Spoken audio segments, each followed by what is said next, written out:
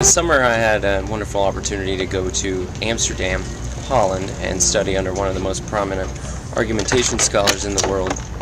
The trip started out, I was fortunate enough to get a paper accepted at the International Society for the Study of Argumentation Conference, which is held every 4 years in Amsterdam.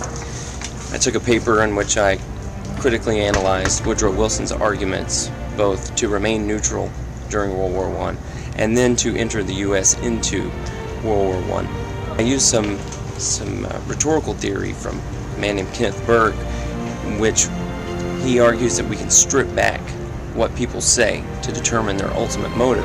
And I argue that Woodrow Wilson's motives can be reduced to mere economic concerns. My dissertation project is changing.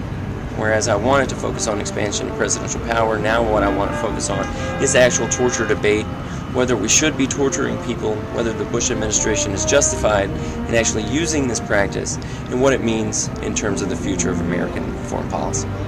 You know, he wasn't afraid of any topic, and you could tell he kept his views out of it, and he made class fun by no matter who's winning a debate, he would side with the loser a little bit, kind of play devil's advocate and keep it going, and just never let anybody dominate the conversation.